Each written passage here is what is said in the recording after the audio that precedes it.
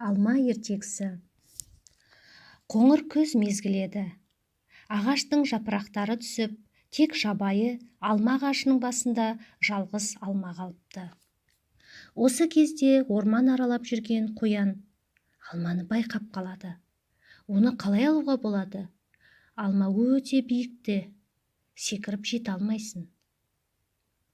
Шырша бұтағында отырған қарға қоян қылығына сырттай күліп отырды. Қарқ-қарқ! Оны көрген қоян: «Қарға, маған алманы үзіп алып берші», дейді. Қарға ағаш басына ұшып барып алманы үзіп алады. Бірақ алманы тұмсығымен қармап ұстай алмай жерге түсіріп алады. «Рахмет саған, қарға», дейді де қоян алманы жерден көтермек болды.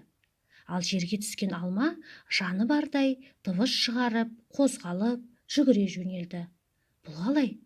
Қорқып кеткен қоян ағаш алмасының түбінде ұйықтап жатқан кірпінің тікеніне құлағанын түсініп: «Кірпі, тоқта» деп айқайлайды. «Менің алмамды қайда алып бара жатырсың?» Кірпі кідірместен: «Бұл менің алмам, ол төбеден құлады, ал мен болсам оны ұстап алдым». Қоян да қояр емес: «Алмамды қайтарып бер, оны тауып алған мен». Таласып жатқан қоян мен кірпіге қарға қосылады.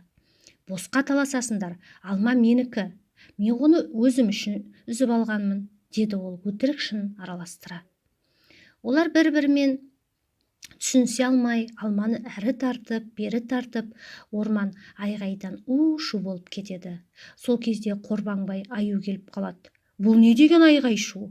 Мазамды алдыңдар ғой». Бәрі оған жақындап: «Сен, Аю, біздің ормандағы ең үлкен әрі ең ақылдысың. Сондықтан бізге алманың кімдікі екенін айтып берші», деп Аюға оқиғаның қалай болғанын баяндап, төрелігін сұрайды. Аю сәл ойланып сұрады: «Алманы кім тапты?» «Мен», деді қоян. «Ал алманы кім үзіп алды?» «Мен», деп қарқ етті қарға. «Жақсы, кім оны ұстап алды?» «Мен ұстап алдым», деді кірпі. «Мінекей, бәрің де дұрыс айтасыңдар. Өйткені әрқайсыларың алманы алу үшін еңбектендіңдер. Алма бәріңдікі».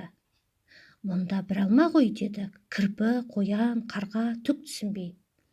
«Бұл алманы теңдей бөліңдер, әрқайсың бір-бір бөлігін алыңдар», деді Аю. Мұны естіп бәрі қуанып кетті. Бағанадан бері біз бостан-босқа таласқан екенбіз ғой. Кірпі алманы 4 бөлікке бөледі. Қоянға 1 бөлігін беріп: «Бұл саған, қоян, сен алманы бірінші көрдің». Екінші бөлігін қарғаға беріп: «Бұл саған, қарға, сен алманы үзіп алдың». Үшінші бөлігін кірпі аузына салып: «Бұл маған, өйткені алманы ұстап алған мен». Кірпі Аюға 4-ші бөлігін беріп: «Бұл саған, Аю». «Маған не үшін?» деп таңғалды Аю. «Сен бізге ақыл айтып татуластырдың», деді ол риза кейіппен. Әрқайсысы өзіне берілген алманың бөлігін жеп риза болды. Өйткені Аю ешкімді ренжітпей, дұрыс, әділ шешім шығарған еді. Береке басы бірлікте деген осыдан қалған көрінеді.